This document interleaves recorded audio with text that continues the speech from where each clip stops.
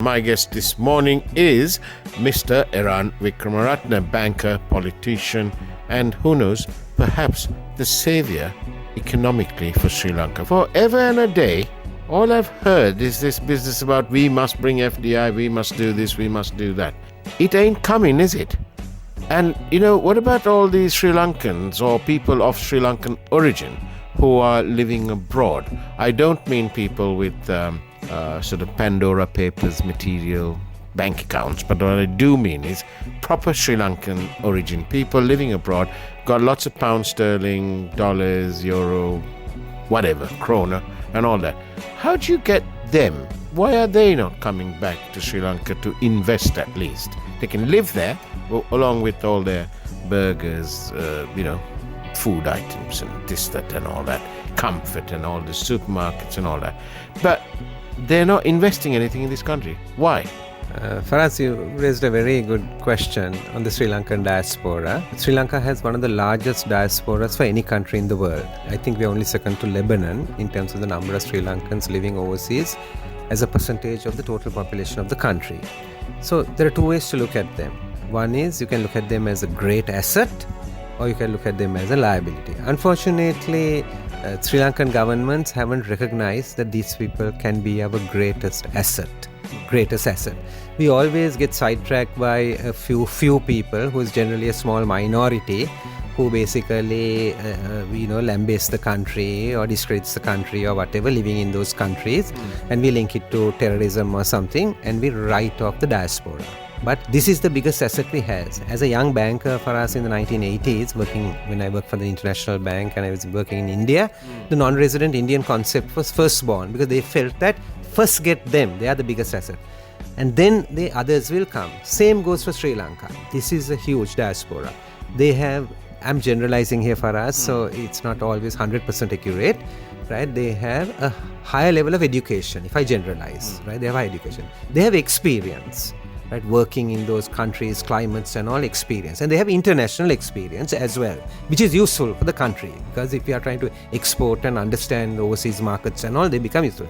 And they have the dollars for us, which is the saving, which is the foreign direct investment, the investment. And they have a heart link, because they have a grandfather, grandmother, or a parents or brother, sister, or they went to school in one of the schools in this country and they have that social networks, or they got their professional qualifications here. They studied in medical school or law school or accountancy school or whatever. So this is a huge asset which governments haven't used. And we need to think about it. And then we need to go from that concept to the policy into implementation steps. We have to be then diaspora friendly. We have to have immigration policies also, which are friendly, because otherwise if we create barriers, they will not come.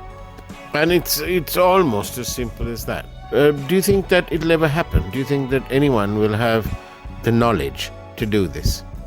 For us, we are basically now in a long-term plan.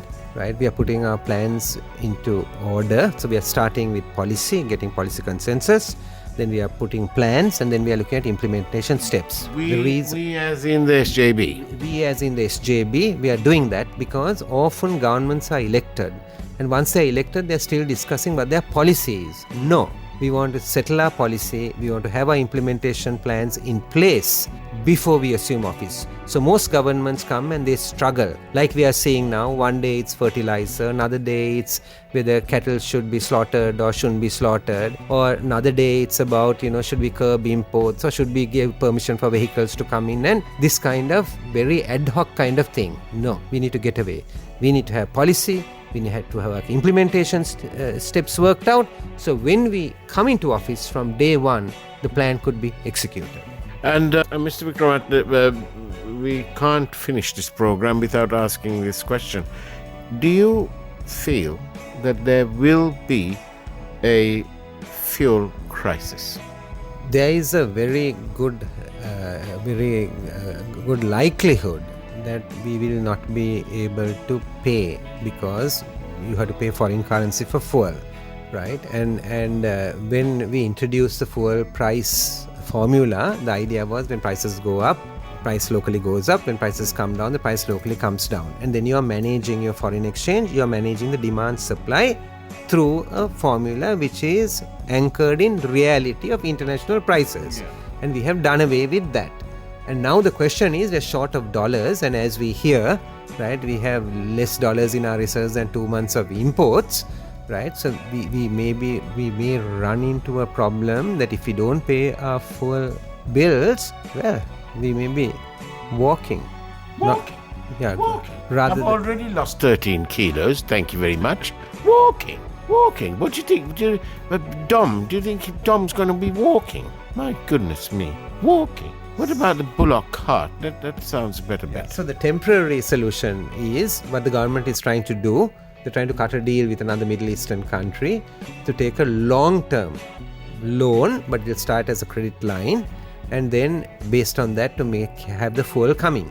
Now there's a catch-22 in it, right? Some country might agree to it, but everybody remember, whether they give a loan or an investment, they cover their interest.